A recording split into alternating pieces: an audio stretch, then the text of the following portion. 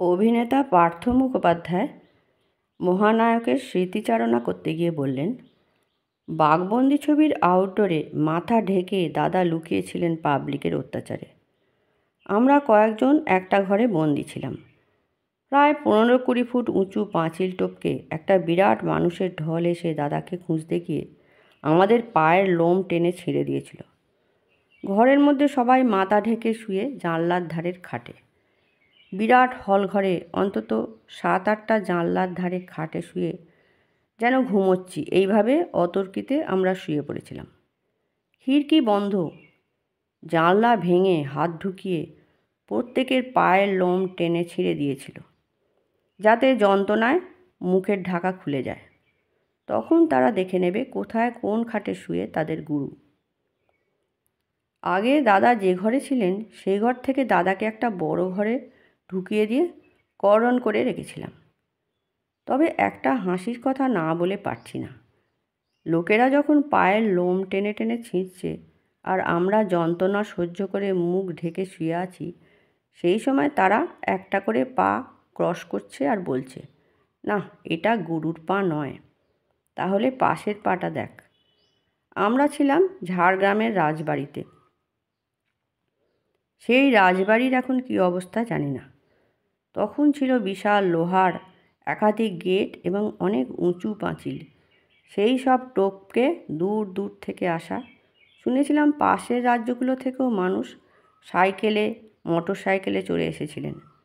প্রায় বেশ কয়েকশো মানুষের ঢলকে কি আর আটকানো যায়? তারপর রাজবাড়ি থেকে ফোন প্রায় SOS করে পাঠানো হয়। সদর থেকে কয়েক ভ্যান আর্মড পুলিশ এসে সে যাত্রায় রক্ষা করে। তা না হলে পাবলিকও কেমন যেন ডিস্ট্র্যাক্টিভ হয়ে যাচ্ছিল তাদের গুরুকে দেখতে না পেয়ে। এইভাবে অশান্তির সঙ্গে শুটিং চলতে পারে না। তাই স্থানীয় প্রভাবশালী লোকেদের সঙ্গে কথা হলো, গুরু রোজ আধ ঘন্টা তার ভক্তদের দেখা দেবেন শুটিংয়ের পর। ঠিক হলো, আমাদের শুটিং চলাকালীন কোনো ডিস্টারবেন্স হবে না। ঘটলও তাই। উপরন্তু পাবলিকই তারপর থেকে প্রোটেকশন দিত। এই ছবির আউটডোরে দাদা বাই রোড লোকেশনে গিয়েছিলেন, কারণ ট্রেন জার্নি তার পক্ষে নিরাপদ ছিল না। ইউনিটের অনুরোধে তাই তৎকালীন মুখ্যমন্ত্রী সিদ্ধার্থ শঙ্কর রায় মহাশয় তার বিশেষ ক্ষমতায় 2 ভ্যান সশস্ত্র পুলিশ দিয়ে শুটিং লোকেশন পর্যন্ত পৌঁছে দেন। এত ব্যবস্থার পরও ফুলের মালা হাতে দর্শকদের রাস্তায় দাঁড়িয়ে অপেক্ষা করতে দেখা গিয়েছিল।